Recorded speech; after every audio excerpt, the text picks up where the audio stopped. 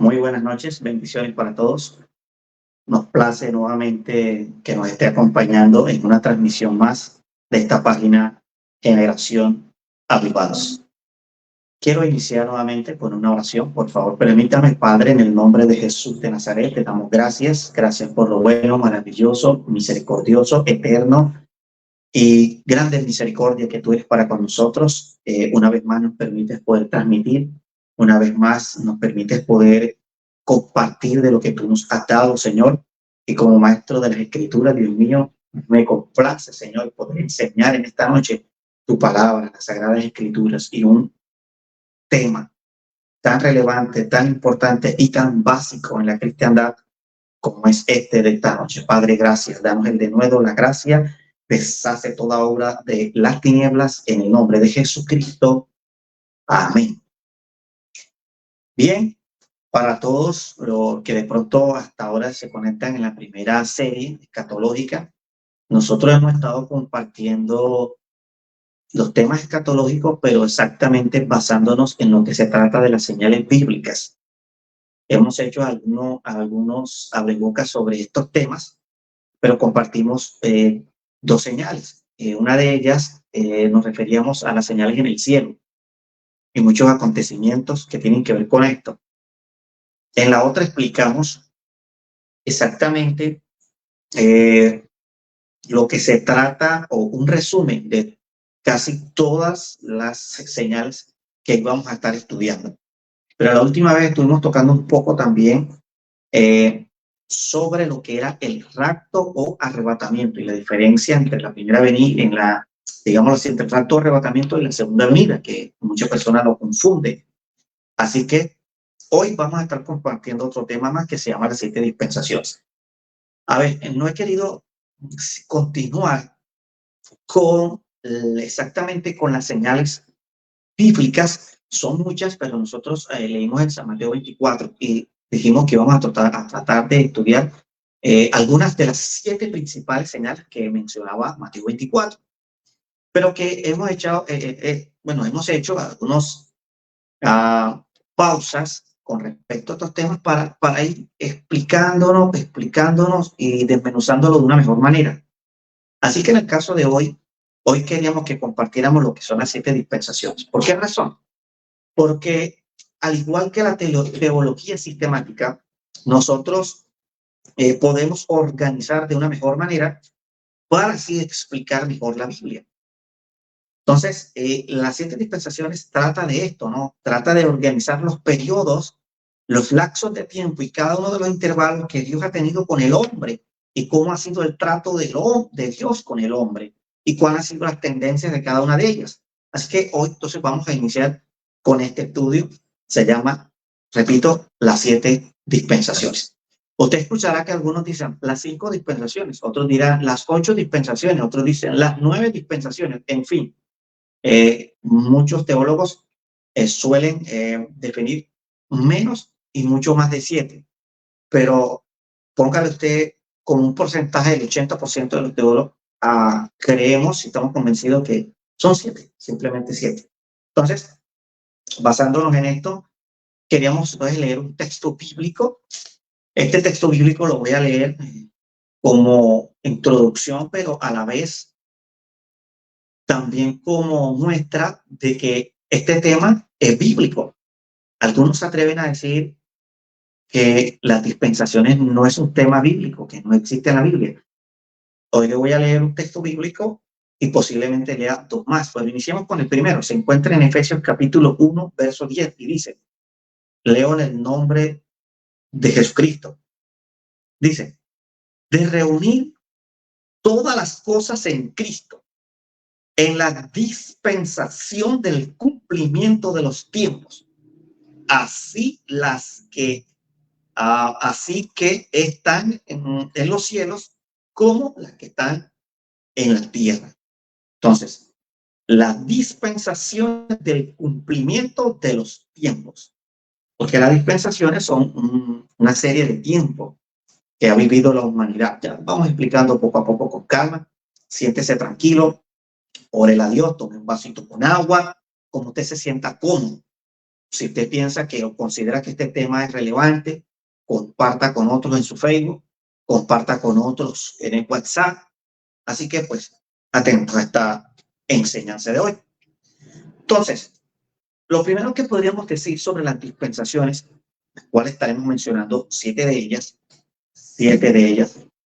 la importancia de estas, bueno, de la escatología en sí y las dispensaciones dentro de esta enseñanza escatológica, como dije al principio de la oración, es fundamental como base para iniciar en el cristianismo.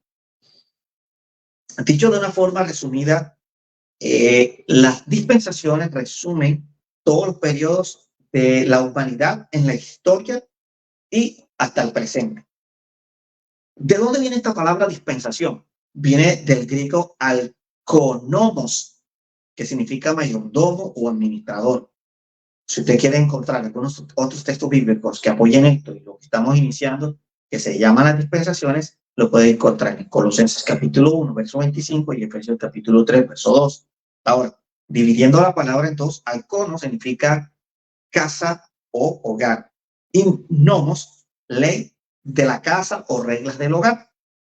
Es decir, que la palabra mayordomo podríamos definirla como que el administrador de los bienes de otro, ¿sí? Un administrador de los bienes de otro. Entonces podríamos ir concluyendo que el dueño de la casa es Dios, que la casa es el mundo y que el mayordomo es el hombre. Entonces Dios le ha dado a administrar al hombre la tierra. ¿Y cómo han sido sus administraciones?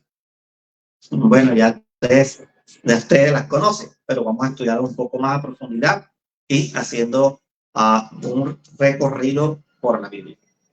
Bien, hay que tener algo en cuenta, y es que la Biblia es un libro histórico, ¿verdad? Porque nos habla del pasado, pero también es doctrinal porque nos habla del presente, y es profético porque también se está refiriendo al futuro. Así que iniciamos con esta primera imagen de las 7 dispensaciones. Allí 7 dispensaciones. En esa imagen podemos estar viendo que se va a ver que, pues yo coloqué ahí como la eternidad pasada. O expliqué en una clase pasada que no podríamos estar definiendo en sí como eternidad pasada, porque Dios no tiene ni principio ni fin, pero estamos tratando de mencionar algo sencillo para poder entendernos entre nosotros. Entonces, podríamos iniciar con una eternidad pasada. Recuerde que la humanidad, el tiempo kairos, el tiempo cronos de los seres humanos, es una pequeña burbujita en la eternidad de Dios. Y nosotros podríamos decir que estamos en un examen en esta tierra y depende de ti que lo pierdas o lo ganes. Entonces tenemos la primera dispensación, que es la dispensación de la inocencia. Y ahí vamos a tener la dispensación de la inocencia. Y allí podemos ver algunas cosas. ¿Cómo inicia esta dispensación? Ella inicia desde la creación del hombre. Sí, hasta que Adán y Eva, o bueno, podríamos decir que inicia con Adán y Eva, ahí en el huerto o jardín, como usted le quiera llamar, ese Edén, que significa gozo, satisfacción, alegría, delicias. Allí estaba el hombre, pero usted sabe la historia que Eva fue convencida por el enemigo que se disfrazaba de una serpiente y fueron engañados, ¿verdad? Y hasta ahí entonces ellos fueron expulsados. Y ahorita vamos a ver eso. Pero mientras quería mencionar algunas otras cosas. Entonces ahí comienza la inocencia. Ellos no conocían el mal. Recuerden que cuando ellos pecan, entonces es cuando conocen que están desnudos. Pero mientras no conocían el mal. Hay que resaltar algo. Recuerde esto. Mujer, sobre todo, las mujeres, esto es para las mujeres. La debilidad de ustedes es por el oído. Y la debilidad de los hombres es por los ojos. Entonces, de esta manera fue convencida Eva, no fue de la noche a la mañana, escuche bien, eso debe tenerlo presente usted, eso no fue de la noche a la mañana que Eva come de la fruta y comió, no, eso fue día por día, le hablaba bonito, y ella le prestaba el oído. Ojo, con prestar el oído. Bueno, eso es para otro día. Eso le toca al pastor enseñárselo, recordárselo a ustedes. Bueno, el caso es que ellos eran totalmente inocentes, los animales eran herbívoros, no eran carnívoros. ¿Qué les puedo decir? No había llovido nunca, salió un vapor de la tierra y eso era lo que regaba las plantas y eso era lo que alimentaba a los seres vivos, lo que daba para poder tomar agua. El caso es que todo era una maravilla, todo era un paraíso. Ahora, yo en medio de esta dispensación de la inocencia, yo quiero ponerte a pensar, yo quiero ponerte a analizar. Yo te hago una pregunta a ti. ¿Tú te has puesto a pensar qué sucedió o qué pasaba o qué había antes de Adán y Eva? Yo quisiera que tú pensaras eso. Tampoco quiero que le busque otra pata al gato y comiences a inventar cosas que no existen, ¿verdad? Como ahorita algo que voy a mencionar. Pero tú te preguntas, ¿en qué momento aparecen los dinosaurios? Si los dinosaurios existieron, hay evidencias de que los dinosaurios existieron. Entonces quiero mencionar rápidamente algo. Se llama la teoría de la brecha. La teoría de la brecha dice que ese texto bíblico que habla Génesis capítulo 1, versos 1 y 2, dice, en el principio creó Dios los cielos y la tierra. Y dice el verso 2, y la tierra estaba desordenada y vacía. Esta teoría de la brecha dice que pudo haber pasado millones de años desde un texto al otro. ¿Por qué? Ellos dicen, bueno, Dios si va a crear algo, no lo va a crear desordenado y vacío. ¿Qué pudo haber pasado de que Dios después de crear algo estuviera desordenado y vacío? Ahí en ese espacio es donde ellos dicen que pudo haber existido los dinosaurios y que eran sus mascotas, por así decirlo, ¿no? Y llegó un momento en que, acuérdense, cuando en Lucas capítulo 10, versos 17 en adelante, los apóstoles llegan con esto, Jesús, imagínate, nosotros estamos echando fuera a los demonios, los enfermos se están sanando. Y llegaron un poco, supongo, vanagloriados por la respuesta que les da Jesús. Y les dice, hombre, eso está bien, pero, como estoy parafraseando, ¿no? Pero yo vi a Satanás descender del cielo como un rayo a la tierra. Entonces, estos teólogos dicen que ese fue el momento en que él cayó a la tierra y como venía era con todo a destruir, con odio de venganza, entonces él destruyó a esos animalitos. Esa es una teoría. Tendría un poquito de sentido. Yo creo que sí. Ahora, existe esta otra teoría, pero es la menos aceptada, la menos creída, que está o que dice sobre una existencia preadámica, es decir, que habían otros seres humanos antes de Adán. Pero si usted lee la Primera de Corintios, capítulo 15, verso 45 y 46, dice que él fue el primer hombre. Así que pues estaría descartada esta otra teoría y la otra queda allí como para ponerte a pensar. No con eso te estoy diciendo que es así. Ok, entonces los dinosaurios dejaron de existir en un momento por esa razón. Hay como por decir algo más. Esta dispensación termina cuando ellos, ahí ve la imagen, ¿verdad? En que Eva le da del fruto a Adán y Adán pues come de él también y entonces son expulsados del jardín de Edén. Y dice que por un pecado, por un hombre entró el pecado y también por un hombre entró la salvación, en este caso por Jesucristo. Y por cuanto todos pecaron están destituidos de la gloria de Dios. Y así pasó el pecado a todos los hombres, dice Romanos capítulo 5. Ahora, hay otra dispensación. Vamos a colocar la imagen donde Adán es expulsado o algo representativo a cuando es expulsado del jardín. Porque vamos a iniciar con la otra dispensación que es la dispensación de la conciencia. La dispensación de la conciencia. Ahí podemos ver a Adán y Eva arrepentidos, tristes, pero así también nos pasa a nosotros cuando pecamos con Dios. Nos alejamos de su presencia, sentimos el dolor, ese arrepentimiento que gracias a Dios hay que sentirlo, si no lo siente está grave, y el Espíritu Santo redarguyéndonos. Bien, entonces la dispensación de la conciencia sería la segunda dispensación que vamos a estar compartiendo. Luego que ellos salen, son expulsados del jardín, en este segundo periodo de la humanidad, este primer periodo, el hombre se rajó, perdió, Vamos ahora con otra oportunidad más, otro periodo que Dios le da. Se llama la dispensación de la conciencia o antediluviano. Ahí el hombre ahora ya tiene conciencia de qué es pecado y qué no es pecado, qué es el bien y qué es el mal. Y ahora tiene esto, ¿no? Ahora tiene una responsabilidad moral de comportarse como Dios le agrada. Pero entonces es cuando ya conoce el pecado, ¿verdad? Pero para contrarrestar, ellos tienen que buscar los medios, los medios, ¿sí? Para volverse a Dios después de pecar. Y cuando aparecen entonces los sacrificios, como vemos en el capítulo 17 de Levítico, ¿verdad? Que tenían que, para redimir sus pecados, ellos tenían que sacrificar un animal y el derramamiento de la sangre de ese animal, entonces cubría, no borraba, cubría sus pecados. Y así entonces ellos podían nuevamente decir que han vuelto a Dios, se han reconciliado al Señor, a su presencia han vuelto. Aquí ellos ya sabían lo bueno y lo malo, ¿cierto? Podían tener el dictamen, es decir, de su opinión de qué querían, si ellos disponían o no. Pero, ¿qué pasó?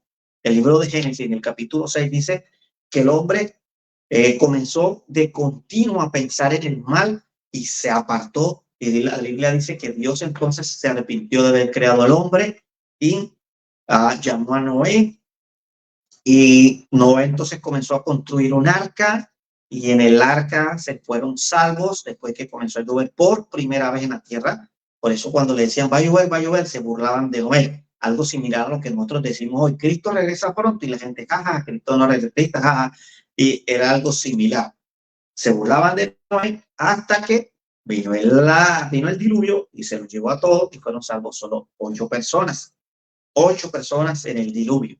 Y de ahí comienza entonces, cuando ya se acaba el diluvio, a estas 8 personas, Noé y sus hijos, sus nueras, su esposa, entonces comienza ahora una nueva dispensación, ¿verdad? Porque la dispensación de la conciencia termina con el juicio del diluvio. E inicia una nueva dispensación después que termina el diluvio, llamada la dispensación del gobierno humano. La tercera dispensación del gobierno humano.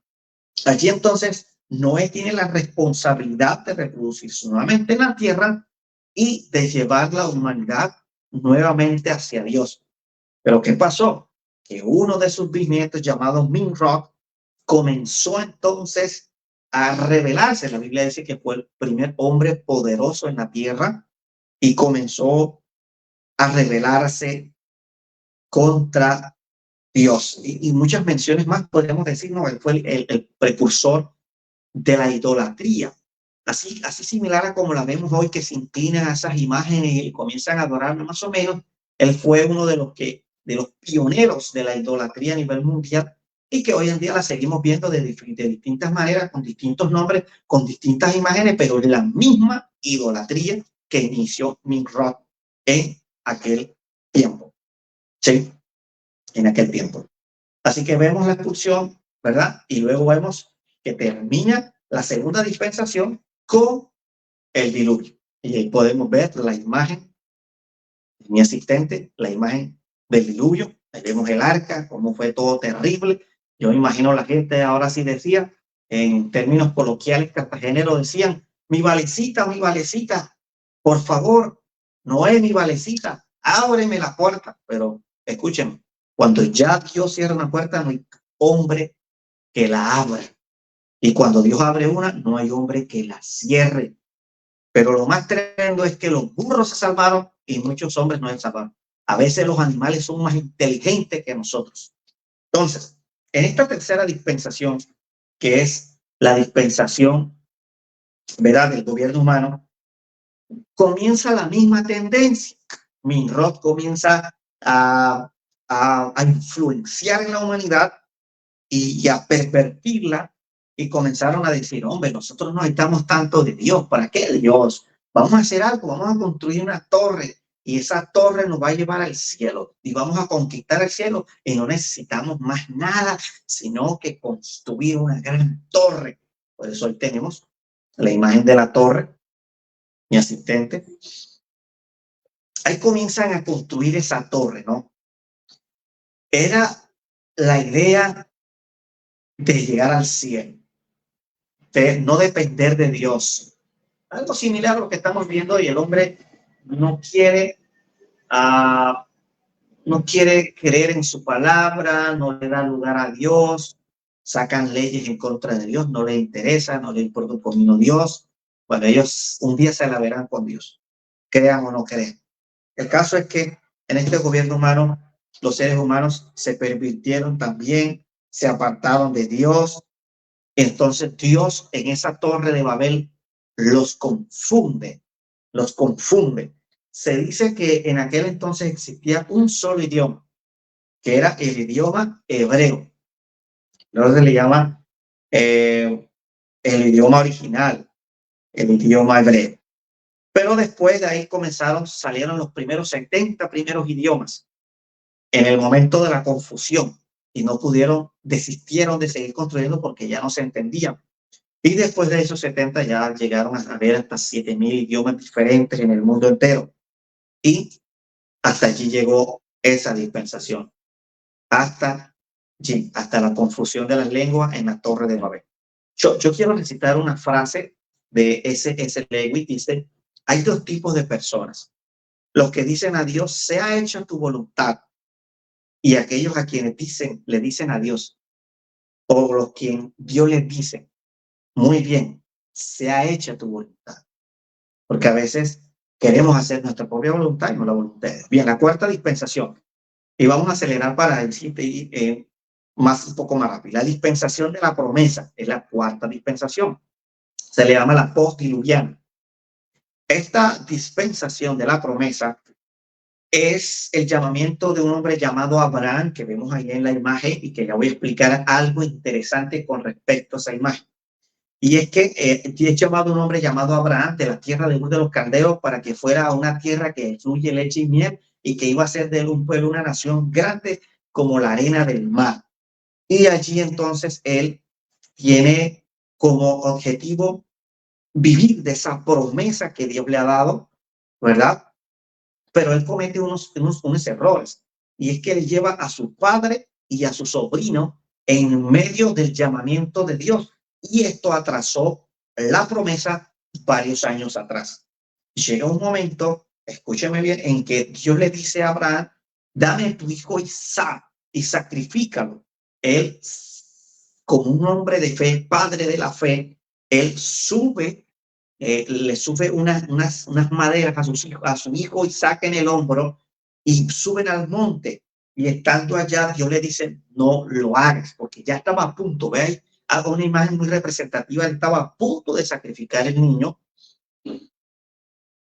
Esto tiene un gran significado. Permítame, por favor, explicar un poco. Abraham es tipo de el Padre. Isaac es tipo de Jesús.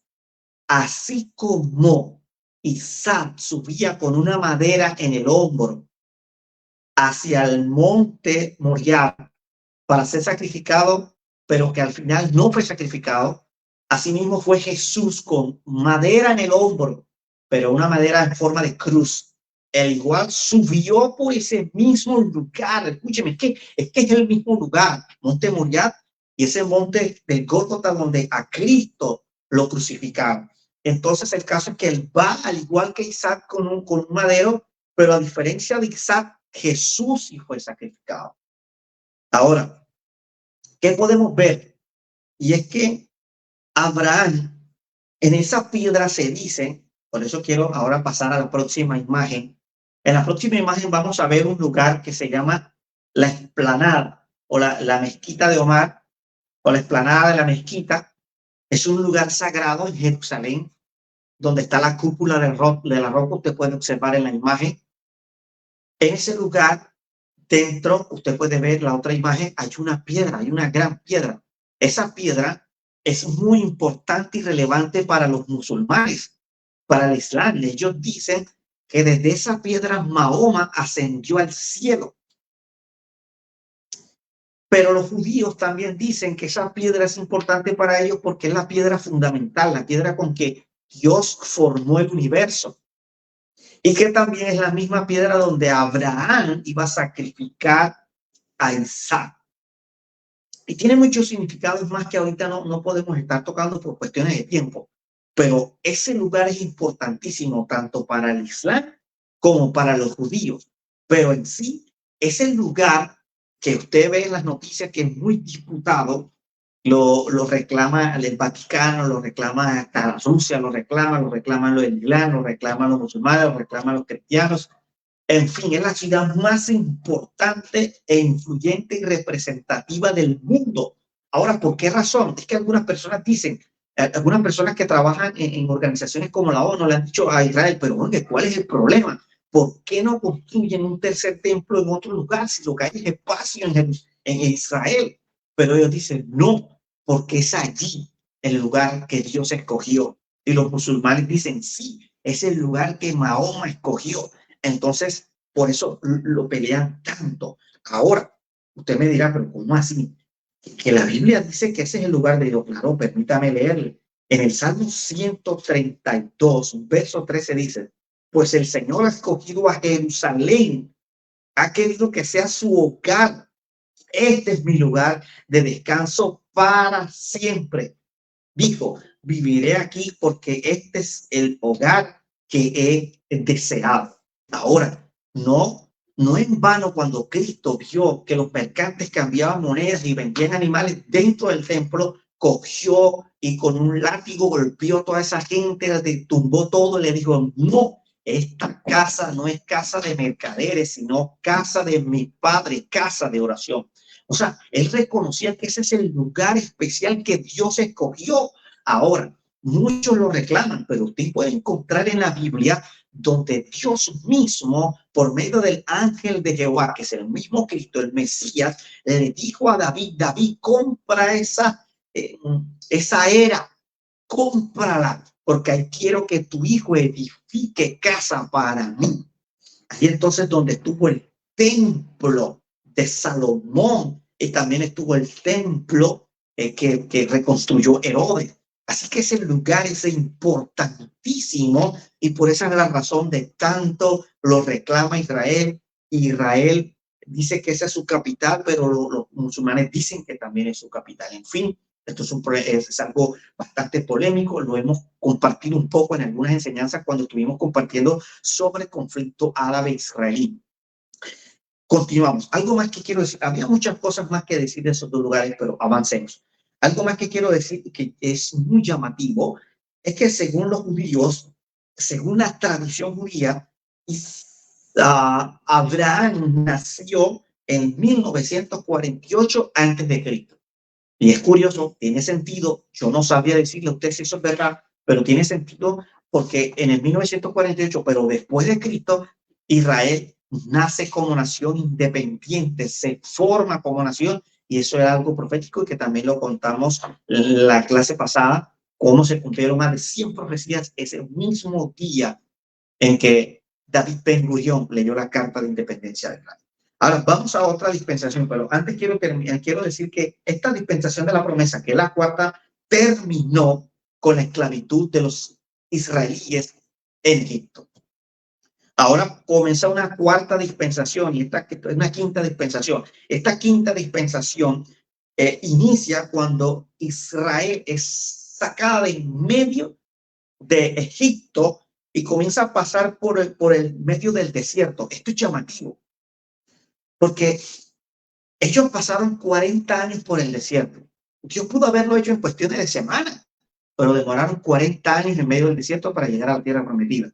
Curioso, porque David, que es tipo de Jesús, reinó 7 años, reinó 7 años en Hebrón y 33 años en Jerusalén, 40 años también. Y él es representativo del libertador, de Jesucristo, quien en Jerusalén, que es la ciudad de Dios, la ciudad de David, por eso se llama la ciudad de David, se le llama también Sion, se le llama Salem y tiene muchos nombres más. Esa ciudad es importante para Dios, porque de hecho ahí mismo Jesús regresará, pondrá un pie en el monte de los olivos y eso se va a dividir y el Cristo mismo regirá desde esa misma ciudad para todo el mundo en la última dispensación que ahorita vamos a estar tocando brevemente. Así que, bien, Ahí comienza la dispensación. Ahí se le llama la dispensación de la ley porque Dios Dios le da a Moisés unas tablas de la ley. Recuerde cuando él sube al monte, el monte Sinaí, él le da una tabla que fue escrita por las mismas manos de Dios, pero cuando llegó, usted sabe todo lo que pasó sobre la idolatría, que todavía eso continúa. Entonces, él parte las tablas, vuelve a subir y entonces las escribe después y baja con los 10 principales mandamientos. Ojo, 10 principales mandamientos porque ellos recibieron en total 613 mandamientos estatutos. Recibieron 248 positivos y 365 negativos. Ojo con esto que le voy a decir que me llama un poco la atención y se lo repito a mis alumnos. Y es que 365 días, 365 negativos que equivalen a los 365 días del año, si así podemos decir. Ahora, ¿por qué hay más negativos que positivos? Esto tiene una relación. Usted se lee toda la Biblia. Yo tuve la oportunidad de leerme la Biblia en 3 meses. Cuando usted se lee toda la Biblia, usted va a encontrar que hay cosas más negativas que positivas. Hay más errores de los hombres y pecados de los hombres que las cosas buenas que hicieron. ¿Por qué Dios lo hizo así? Porque es que Dios no quiere que nosotros cometamos los mismos errores que ellos cometieron.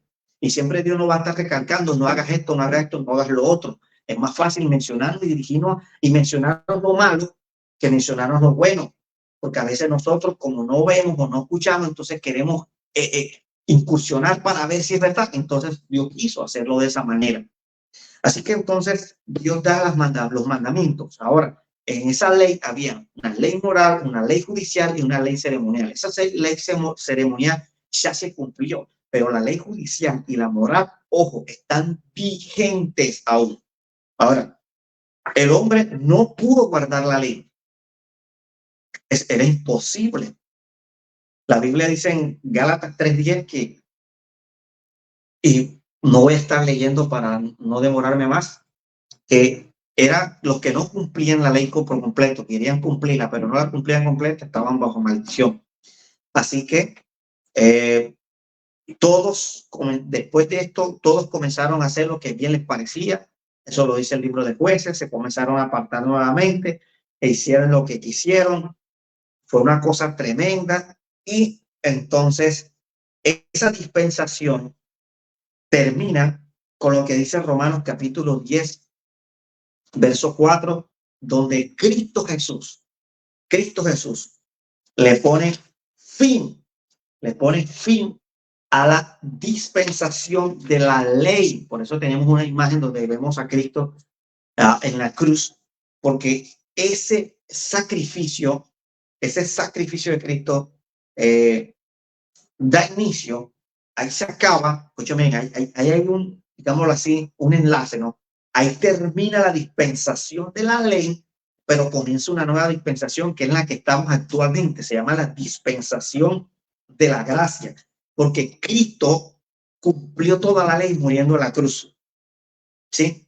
Por eso ahora nosotros no estamos bajo la ley, estamos bajo un nuevo pacto, un pacto renovado que hizo Cristo Jesús. Uno mejor todavía que el anterior, ¿sí? Con mejores garantías, con un mejor sacrificio, con mejores promesas y muchas cosas más.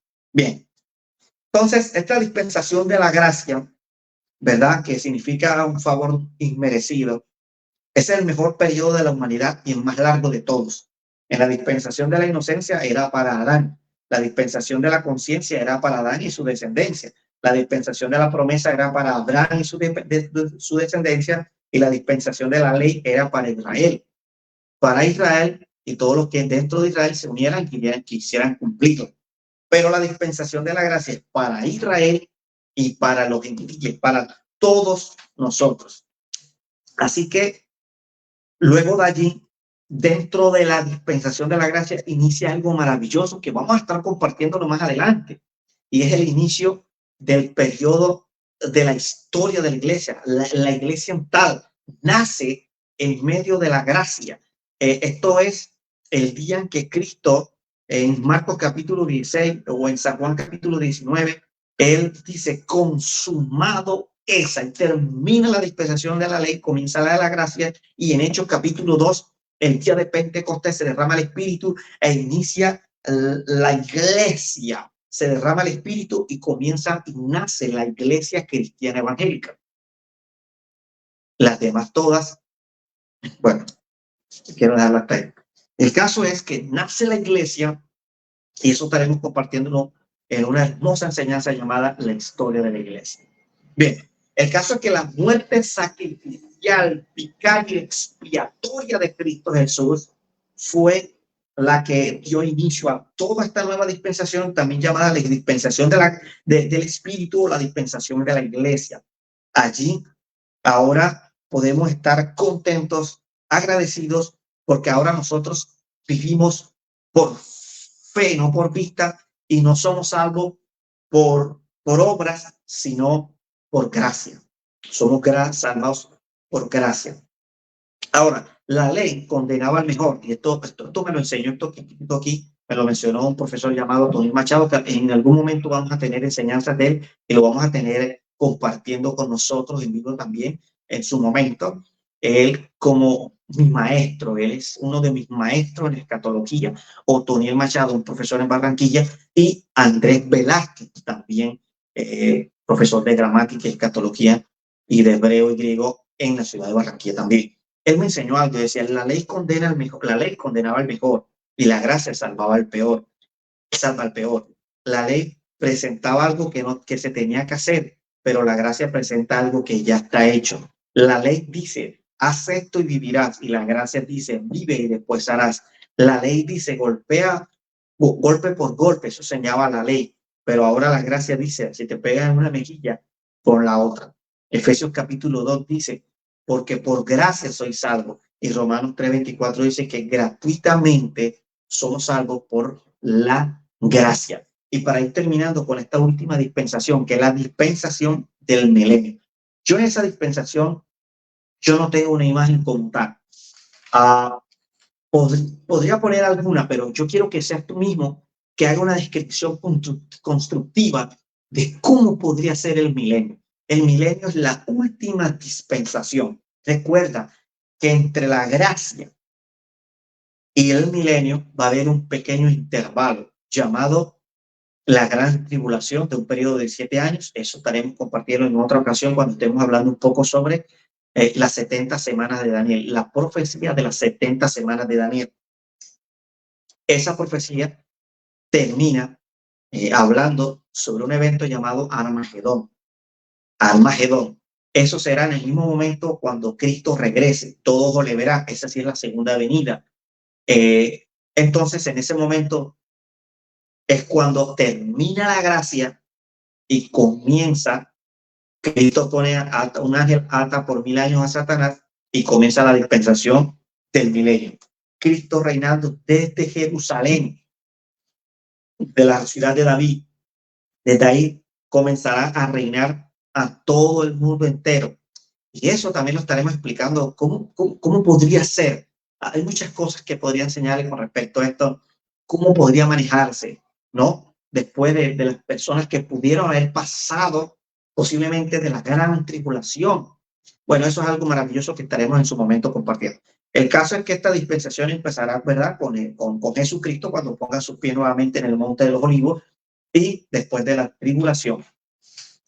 Ahora será un gobierno teocrático, donde el dominio será del mismo Dios quien va a dirigir. Y todo esto será por 1000 años. Eso lo enseña la Biblia en muchas partes. Llama la atención lo que dice Isaías en el capítulo 9, cuando menciona de que los niños podrán jugar, un niño podrá jugar con una serpiente, podrá jugar con el león, con el cachorro un león. Todo será como la primera vez. Será renovado, será algo maravilloso. La tierra será restaurada, renovada, y entonces desde allí pues estaremos gozosos, contentos. Hay algunas teorías donde dicen que la nueva Jerusalén será una ciudad que vendrá desde el cielo y se pondrá encima de la Jerusalén terrenal. En fin, hay muchas cosas que se pueden interpretar, solo Dios tiene la verdad, pero sea como se interprete o interpreten algunos o no, lo que sí podemos garantizar es que un día Cristo reinará 1000 años sobre esta tierra y ahí sí será verdad que será digámoslo así, el periodo del cambio, el gobierno del cambio. Ese sí será verdad, el verdadero cambio, porque algunas entidades dicen, este es el gobierno del cambio, y vamos a ver que salen peores que los anteriores y peor que todos los que han existido anteriormente. Porque es que el hombre no cambia, el hombre siempre tendrá un corazón torcido. Esa ha sido la tendencia desde la primera dispensación hasta la última. Siempre darle la espalda a Dios, queriendo hacer su propia voluntad, y a veces con su voluntad está en oprimir al más necesitado, al más débil, porque el hombre siempre va a querer ser quien mande, quien domine. Por eso existen las guerras, por eso existen tantas cosas, la violencia, un hombre queriendo, quitándole la vida al otro por dinero, porque ese es el corazón del hombre. Pero hoy quiero decirte que para la gloria de Dios un día tenemos la esperanza que va a haber un milenio donde Cristo Jesús tendrá verdaderamente un gobierno del cambio, un gobierno verdadero, un gobierno donde no habrá tanta injusticia y donde no va a haber más corrupción que todos los gobiernos anteriores. No, va a ser algo diferente de verdad, verdad, y no habrá corrupción, no habrá corrupción. Y eso será algo maravilloso. Así que con esto he querido terminar hoy esta enseñanza sobre las 7 dispensaciones. Mi amigo, mi hermano, si te ha parecido interesante, por favor, yo quisiera leer tus comentarios. Quisiera, ¿qué opinas tú sobre alguna de las dispensaciones? ¿Qué quieres que de pronto nosotros agreguemos en otra ocasión que estemos enseñando sobre estas dispensaciones? Y yo podría de pronto hacerte una pregunta. ¿Cómo te imaginas que será la dispensación, la última dispensación, la dispensación del milenio? Cópianos en los comentarios. Quisiera escuchar tu opinión. Quisiera escuchar tu interpretación. Gracias por habernos acompañado en esta noche una vez más en Generación Avivados. Para mí ha sido un placer poder compartir contigo en estos breves minutos. Gracias nuevamente por tu tiempo. El Señor te bendiga, el Señor te guarde. Por favor, si puedes hacerlo, puedes compartir. Bendice con otros esta enseñanza que de seguro en algo le va a enseñar. Dios te bendiga. Dios te guarde.